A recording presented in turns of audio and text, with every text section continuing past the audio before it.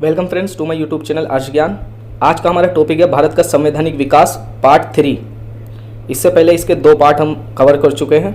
आज के पार्ट में हम भारत शासन अधिनियम 1935 को कवर करेंगे। वीडियो शुरू करने से पहले चैनल को सब्सक्राइब करना ना भूलें। चलिए शुरू करते हैं। भारत शासन अधिनियम 1935 के अधिनियम द्वारा भारत में प्रथम बार संघात्मक सरकार की स्थापना की गई। इसके द्वारा एक अखिल भारतीय संघ की स्थापना की जानी थी, जिसमें 11 ब्रिटिश प्रांत, 6 चीफ कमिश्नरों के क्षेत्र एवं देशी रियासतें शामिल होनी थी। ब्रिटिश प्रांतों के लिए संघ में शामिल होना अनिवार्य था, परंतु देशी रियासतों के लिए ये ऐच्छिक था। ये अखिल भारतीय संघ तभी अस्तित्व में आ सकता था जब सभी देशी रियासतों की कुल जनसंख्या की कम से कम आधी जनसंख्या वाली देशी रियासतों के शासक, जिन्हें संघीय विधानमंडल के उच्च सदन में देशी रियासतों के लिए निर्धारित 104 स्थानों में से कम 52 प्रतिनिधि भेजने का अधिकार हो, संघ में शामिल होना स्वीकार कर ले। उपरोक्त शर्त पूरी होने के कारण प्रस्तावित संघ कभी अस्तित्व में नहीं आया। 1935 के एक्ट द्वारा प्रांतों में द्वैत शासन समाप्त करके केंद्र में द्वैत शासन स्थापित किया गया। केंद्र में प्रशासन के विषय 2 भागों में विभाजित किए गए। पहला हस्तांतरित और दूसरा रक्षित। रक्षित विषयों में प्रतिरक्षा, विदेश मामले, धार्मिक मामले व कबायली क्षेत्र शामिल थे। शेष सभी विषय हस्तांतरित थे। आपातकालीन स्थिति में गवर्नर जनरल संपूर्ण शासन की बागडोर अपने हाथों में ले सकता था। इस अधिनियम द्वारा प्रांतीय स्वायत्तता की स्थापना की गई। संघ व प्रांतों में शक्तियों का विभाजन करने के लिए अधिनियम में सूचियां रखी गई। संघीय सूची, इसमें 59 विषय थे, जिसमें कानून बनाने का अधिकार संघीय विधानमंडल को था। प्रांतीय सूची, इसमें 54 विषय थे, कानून बनाने का अधिकार प्रांतीय विधानमंडल को था। समवर्ती सूची, इसमें 36 विषय थे, कानून बनाने का अधिकार संघ व प्रांत दोनों को था, किंतु विरोधाभास की स्थिति में संघीय विधानमंडल द्वारा पारित कानून मान्य थे। अवशिष्ट शक्तियों पर कौन कानून बना पाएगा, इसका अंतिम निर्णय गवर्नर जनरल को था।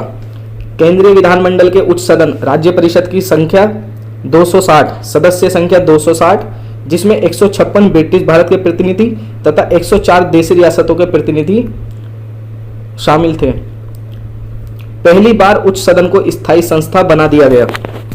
उच्च सदन सदस्यों का कार्यकाल 9 वर्ष रखा गया, जिनमें से 1/3 सदस्य प्रति 3 वर्ष बाद अवकाश ग्रहण करते थे। इन सदस्यों के प्रत्यक्ष निर्वाचन की व्यवस्था की गई। निम्न सदन विधानसभा या संघीय सभा की सदस्य संख्या 375 निर्धारित की गई, जिसमें 250 ब्रिटिश प्रांत के तथा 125 देशी रियासतों के प्रतिनिधि थे। निम्न सदन का कार्यकाल 5 वर्ष का था। विधानसभा के सदस्यों का निर्वाचन अप्रत्यक्ष विधि से होता था। साधारणतः निम्न सदन का निर्वाचन प्रत्यक्ष विधि से होता है, किंतु इस अधिनियम में निम्न सदन का निर्वाचन अप्रत्यक्ष विधि से होता था। 1935 के अधिनियम में 6 प्रांतों में द्विसदनात्मक विधानमंडल बनाए गए। ये प्रांत थे बंगाल, बंबई, मद्रास, बिहार, असम एवं संयुक्त प्रांत। शेष 5 प्रांतों में 1 सदनात्मक विधानमंडल ही रखे गए। प्रांतों में उच्च सदन विधान परिषद तथा निम्न सदन विधानसभा कहलाता था। 1935 के अधिनियम में भारत में एक संघीय न्यायालय की स्थापना की व्यवस्था की गई। संघीय न्यायालय भारत का सर्वोच्च न्यायालय नहीं था, क्योंकि कुछ मामलों में अपील लंदन स्थित प्रिवी काउंसिल में की जा सकती थी। इसका अधिकार क्षेत्र ब्रिटिश प्रांत व देशी रियासत दोनों थे। लंदन की प्रिवी काउंसिल के अधिकार क्षेत्र थे ब्रिटिश प्रांत व देशी रियासत। संघीय न्यायालय में एक मुख्य न्यायाधीश व 6 अन्य न्यायाधीश हो सकते थे, लेकिन व्यवहार में इसमें 2 ही अन्य न्यायाधीश नियुक्त हुए थे।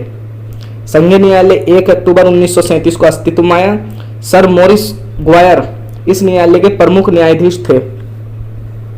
1935 के अधिनियम द्वारा भारत परिषद को समाप्त कर दिया गया, क्योंकि भारतीय जनता इस परिषद का कड़ा विरोध करती थी।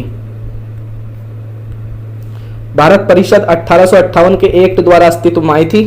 इसके स्थान पर भारत सचिव को कुछ परामर्शदाताओं की नियुक्ति का अधिकार दिया गया। भारत सचिव ने 3 सलाहकार नियुक्त किए थे। इस एक्ट द्वारा हरिजनों, मुस्लिमों, सिखों, एंग्लो इंडियनों और यूरोपियनों तथा भारतीय ईसाइयों को पृथक चुनाव प्रणाली के आधार पर विधानमंडल में प्रतिनिधित्व दिया गया। 1935 के एक्ट द्वारा भी ब्रिटिश संसद की सर्वोच्चता बरकरार रखी गई थी तथा इसमें किसी संशोधन का अधिकार ब्रिटिश संसद के पास रखा गया था। 1935 के अधिनियम द्वारा वर्मा को भारत से अलग कर दिया गया। अदन को भारत सरकार के नियंत्रण से मुक्त कर इंग्लैंड के उपनिवेश कार्यालय के अधीन कर दिया गया। सिंध व उड़ीसा नए प्रांतों के रूप में गठित किए गए। बरार को शासन की दृष्टि से मध्य प्रांत का अंग बना दिया गया। इस प्रकार 1935 भारत शासन अधिनियम ब्रिटिश संसद द्वारा पारित अब तक का सबसे लंबा एवं जटिल प्रलेख था। 1935 के अधिनियम में 14 भाग, 321 धाराएं और 10 अनुसूचियां थी। स्वतंत्र भारत के 1950 में लागू संविधान का प्रमुख आधार यही अधिनियम बना। भारत की शासन व्यवस्था के संबंध में ब्रिटिश सरकार का यह अंतिम कानून था। यह अधिनियम 14 अगस्त 1947 तक लागू रहा, लेकिन 26 जनवरी 1950 तक भारत शासन का मुख्य रूप से कुछ परिवर्तनों के साथ इसी अधिनियम 1935 द्वारा संचालित रहा। 1935 के एक्ट में गवर्नर जनरल को असीमित शक्तियां दी गई थी। इस बारे में चर्चिल ने कहा था कि गवर्नर जनरल अथवा वायसराय को हिटलर अथवा मुसोलिनी के समस्त अधिकार प्राप्त थे। 1935 के अधिनियम पर भारतीय नेताओं के विचार। जवाहरलाल नेहरू ने कहा था, ये अनेक ब्रेकों वाली इंजन रहित गाड़ी के समान है। जवाहरलाल नेहरू ने कहा, यह दास का आज्ञा पत्र है। राजगोपालाचारी जी ने कहा था, नया संविधान द्वैत शासन से भी बुरा है। मोहम्मद अली जिन्ना ने कहा था, 1935 की योजना पूर्ण रूप से सड़ी हुई, मौखिक रूप से खराब और पूर्णतः अस्वीकृति के योग्य थी। So friend, thanks for watching this video. मिलते हैं नेक्स्ट वीडियो में। Have a good luck.